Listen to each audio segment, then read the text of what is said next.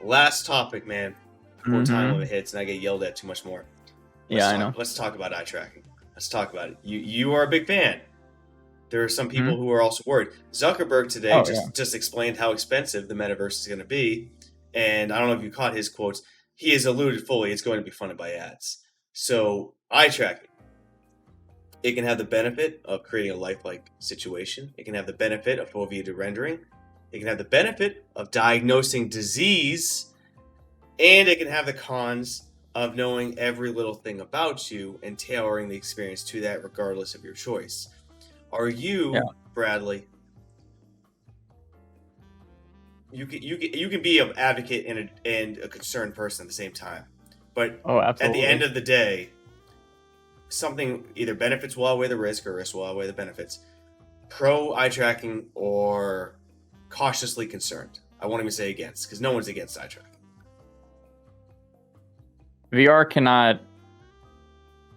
VR hardware cannot continue to improve without eye tracking. Yes. It's literally imperative. Like, it's impossible.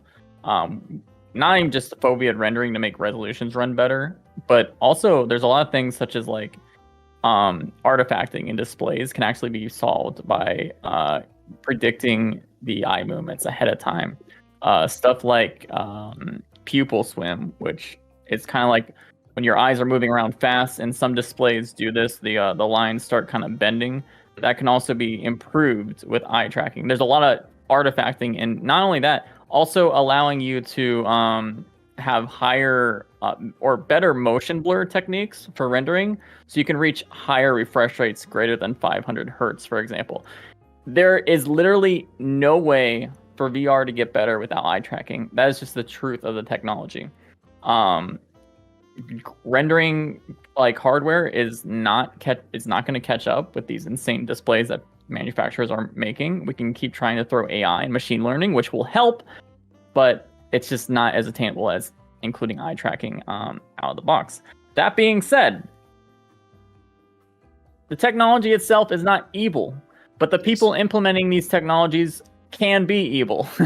We've seen that very much so in VR already, and it makes me so upset and very painful in a lot of ways to be a part of this industry, because you see it getting popularized and passed away as not a big deal.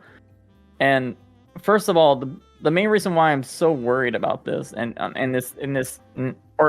I'm so worried about the lack of worry that people are having with this kind of stuff about privacy and VR is I agree with the idea that VR is purely just a transitional phase until we get brain-computer interfaces. Eye tracking alone, especially paired with face tracking and a heart rate sensor to add to that, it's actually the first step to actual non-invasive BCIs. The data that eye tracking especially gives is insane. You're already giving some examples. For example, let me rattle off some here for you. Sexual preferences, sexual orientation, disease, body structure, what your interests are, likes, dislikes. They say the eyes are the window of the soul, and the information they're getting is exactly that. They will know you based off your eye tracking or eye movements. You are known based off those. It tells the entire story. It tells your family history. It's all true.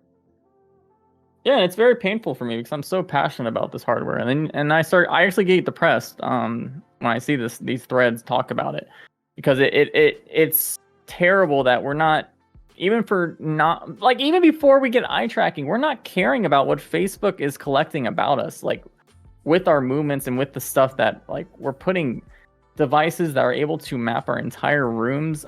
At some point, they showed off this technology at OC6, being able to map your entire rooms and houses and applying metadata files for each object in your room. And people are applauding when they were showing this off at OC6, and I'm just looking around like, we're doomed. I really feel that way in a lot of ways, and it kills me because people are not worried about it now. But again, VR is a mid-step to BCIs. Are people just going to start worrying when people can literally read your mind with brain-computer interfaces? About the fact that I think about this a lot? I'm 31, and in my life, I've given up a lot of privacy for privilege and convenience. And so far, I say so far with the asterisk, I have not personally had any negative effects.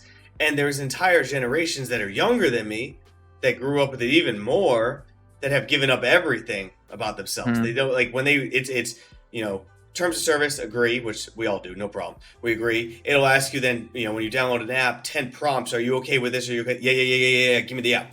And they've never seen any negative repercussions about it. So I'm with you. I'm on team Bradley here of, yes, I want to ask the questions every time. I will never stop asking the question and worrying and thinking about the negatives. But at the end of the day, like, is all these privacy concerns the story about how we all want to buy into a story that, yes, there's evil out there and privacy, blah, blah? Or is it one of those things where most people will never see any negative benefits, so we're fighting in endless fights? I want to step in for a moment. It's a tough question. I actually don't think it's that tough a question. So being a youth, this is going to be very weird and seem very out there. I'm bringing this up, but being a YouTuber is a lot more stressful and painful for mental health than people expect. And I think people feel like that all this information and all this data is not doing anything to them. But really, I would say it is, but indirectly. All this personal data that are making platforms and social media platforms, especially, such as YouTube, Facebook, Twitter, they're using all this information to exploit people, to use these platforms more while also making money off of your data. And a lot of these methods to get people to use it more are directly effective and negative toward mental health. We see stories all the time of young kids are growing up in this social media lifestyle and they're getting depressed. Some of them are even committing suicide because it's just too much. They're being bombarded with all these negative emotions and they don't know why. It's literally because social media companies do not care about you guys. They do not care. They are using all your personal data to exploit you, to make these platforms more addicting and more really just awful. So when I hear people say, "Oh, well, I don't mind that I'm getting a few tailored ads," ads are only the beginning of all the data that these companies are using. Again, these companies are working on brain-computer interfaces. They have psychologists that are literally picking apart all the data they're getting in this huge mass. Some of it anonymized, some of it might not be, some of it might not be anonymized, and then a foreign power or foreign company steals that data in a data leak. There are so many negatives about personal data, guys, being just harvested from you.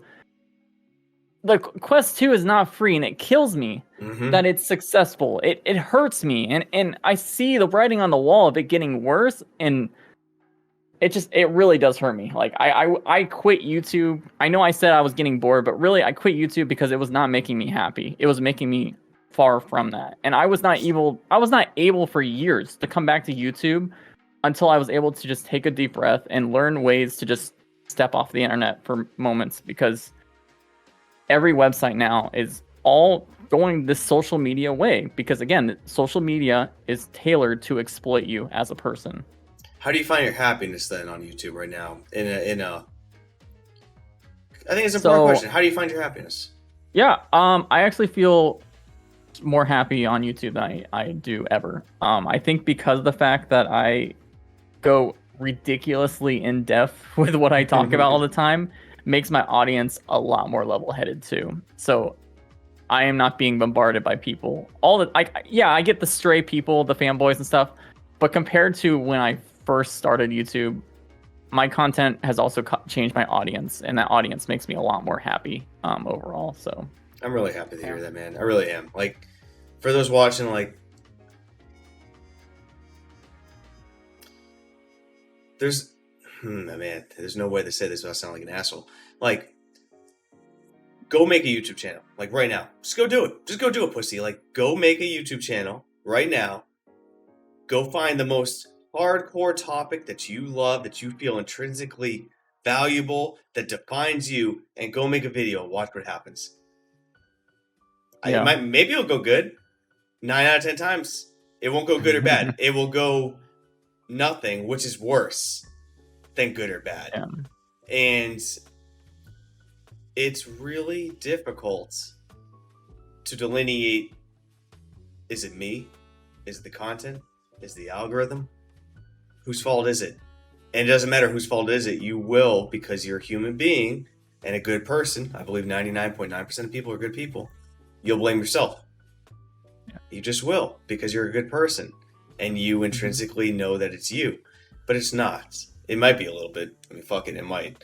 But hit that subscribe button to stay on top of the daily clips, or catch the debates and fireside chats live on the main channel down in the video description. See you next time, Space Cowboys.